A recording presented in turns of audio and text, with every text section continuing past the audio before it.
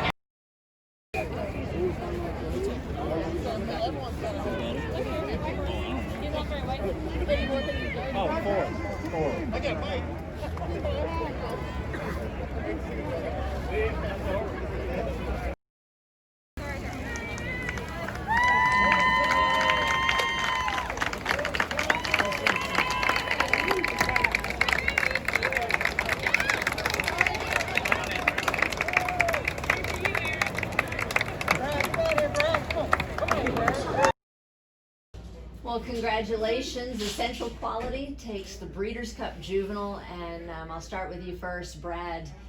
You had said in the pre-race interview you wanted this horse to be close to the pace, and then all of a sudden he's back in 8th. What were you thinking at that time? I was concerned.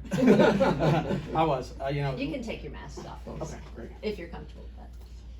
No, I was a touch concerned going into the first turn. Louis asked him to run out of there, and I just thought the horses were faster the early part of the race. They just kind of got away from him. He took some dirt, going into the turn and up the backside, and once again, he was setting out wide, and I think Louis was maybe trying to get him out away from the dirt, and. I wasn't sure he was, really carrying himself, into the bridle and carrying himself. I was very concerned, and then, I think I saw 45 and change for the half mile, and I could see Louis starting to pick up. And when he was starting to pick off a couple horses, I thought this horse is going to come. I don't know if he's going to get there, but he's going to make a run at him. And once they straightened up, it looked like the horses on the lead were getting a little leg weary, and he just stayed on. He's got a tremendous amount of stamina. I'm very proud of the horse. And you've also said that he's really grown up a lot recently. He just seems to be improving all the time. A Tapit Homebred for Godolphin, they seem to have a little bit of quirkiness about them. Yeah, no doubt. We've had several. He's obviously the best Tapit colt we've ever had, and he's really been good since day one. He's got an amazing amount of talent, and it's been on display in 3 starts, and just an amazing animal. Yeah, and to go from a win at Churchill, 3/4 of a mile, and then the decision to go right into the Breeders' Futurity, that was a big jump. He had just obviously shown you that much. Yeah, we ran him 3/4 knowing that, he was a 2-turn horse, but he displayed enough talent, or I should say speed, of the mornings to give us enough confidence that he would make a good account of himself going short. He obviously did that, overcame some traffic trouble, split some horses, and really just gave us a lot of confidence. And I think it was a very sharp time that day. I think it's definitely a quick track. It was on the undercard of the Derby, but he's a very, very good colt. And Jimmy, a homebred for Godolphin as well. So special for you all to here in Kentucky at Keeneland, kind of home base for Darley America. Just tell us a little bit about Essential Quality from day one. Well, you hit, it's a cherry on top. It's just so exciting to win any Breeders' Cup race, and then when you have a 2-year-old colt that's a homebred, and again, I was just saying earlier how exciting it was to be there with so much of the farm staff was able to come over in your own backyard, and that's one of the joys, is to be able to share this with as many of the people that put so much time, as you well know, into the behind the scenes of all this. And so it just made it so much more special to have the whole team over here. And again, a tribute to Sheikh Mohammed and his overall breeding program globally. There's nothing more exciting than a 2-year-old that looks like he might get a little further going the 2 turns. And really a tip of the hat to Brad and his team, and Brad in particular. He was saying something to me pretty early on. He says, when you take a colt, he says, I think he's going to love 2 turns. We're going to run him short. I think they went 9 and change that day to show that kind of speed, and yet to be able to handle these 2 turns, that's what he was looking for. And every time he works and runs, he goes, Jimmy, this horse isn't breathing. He said he's really, he loves the distance. And so, it's just been a great day for everybody. It's rare, so got to enjoy it. Well, you definitely segued into a question here for you, Brad. Do you allow yourself to even think about the Derby? You mentioned this horse will run all day. He has the stamina. He's already won at Churchill. You're now, early favorite. You have to think somewhere down the road. Well, sure. I mean, it's the obvious thought or the dream, I guess you would say. And I know the Godolphin team is, first and foremost, put the horse first, and we'll allow him to come out of the race and let the dust settle. See how he comes out of the race, and we'll map out a plan this winter. But very excited about this horse next year in this 3-year-old campaign. And the same question to you, Jimmy. The elusive Kentucky Derby. I know Godolphin is something. It's everybody's dream. Last year at this time, you had Maxfield, and then having to scratch him. Now coming back with a horse like this. It was such a big outfit, but do you allow yourself to dream? You absolutely. If you didn't, you probably wouldn't be in this business. I think a lot of it is based on dreams, and those that are just lucky and fortunate enough to be able to actually live the dream, which we have done. Certainly, you dream. And again, Brad said all along, every indication is about distance for this coach. He just does not get tired. And I think we've asked a lot of a very young baby Huey type 2-year-old to see him progress from his first start. Even I think Brad told me after the breeders returned, he said he doesn't have a clue what he's doing yet. And yet since then to today, he says, I'm telling you, he's beginning to figure things out. So to see him grow mentally, obviously develop physically, and to be able to handle this kind of competition certainly makes you want to dream a little bit.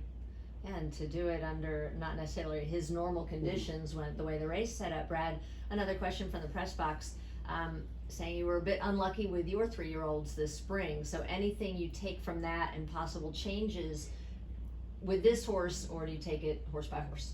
It's all horse by horse.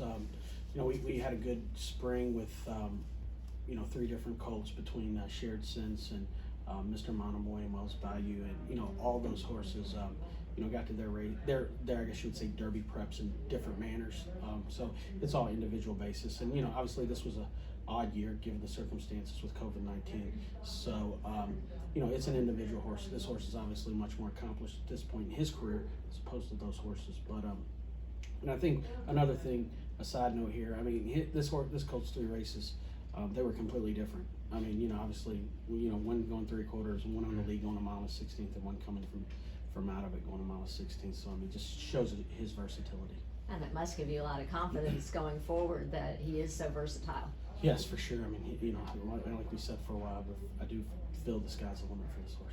Colt. And Jimmy, on another note, this was Luis Saez's first Breeders' Cup win, and to win for you all with Kieran McLaughlin, now his agent. Oh, it's very special, and certainly thought about Kieran and Louis being his first one. It just makes it so much more enjoyable. The more you can share with people who've had a hand in the operation. Certainly Kieran has over the years, and been a great part of the team. And it was funny because Louis said when he got to the 3/8 pole or something like that, he said, I knew we were full of run and stuff like that. I said, I wish you could have let us know that, because going down the backside, I wasn't quite as confident as you were, but he was. He said he felt horse, and when he asked him, he responded very much. But so excited for Kieran doing it. I know that's just it's almost like being here himself. So very special. So far, so many different corners. Immediate plans for the horse right now, as far as what next plans with him, giving him some time off, or Brad, what's the plan? Like once again, we'll talk it over with the Godolphin team, Jimmy Bell, Dan Pride, and we'll come up with a plan. Nothing, no, we have not really talked about anything in the next over the next couple of days, but just very fortunate, and he's a nice sound colt. Keep our fingers crossed it stays that way, and we'll work our way back, I'd say, from first Saturday in May somehow, some way, and we'll figure it out. Well, we didn't have you in here earlier for Aunt Pearl when she won, so another victory. Quickly about Aunt Pearl, her race, quick out of the gate. Mm-hmm. Was that the plan to send her? Yes, it was. The more I thought about it, the closer we got to the race, I just told Florin, I said, she's fast. Let her go. Let her do her thing. I don't mean let her go, but just let her run a race. Don't crank her down. I felt like she was the speed of the speed on paper and maybe off replays. Just thought she would you know, and given the post as well. You know, I think the other speed drew to the outside, so you give her an opportunity to break, put herself in position, and clear off going into the first turn, and that's exactly what she did. She's very special. Florian thinks a lot of her. He said some, you know, thrown some terms around about her that, you know, he normally doesn't use. I mean, she's freaky fast, so she's exciting. I think we'll have a nice run with her next year. Just very, very fortunate to have her. I have another question from the press box. Do you allow yourself to celebrate tonight? You have an awfully big day tomorrow. And what does the rest of the night entail for the South Louisville Brad Cox game?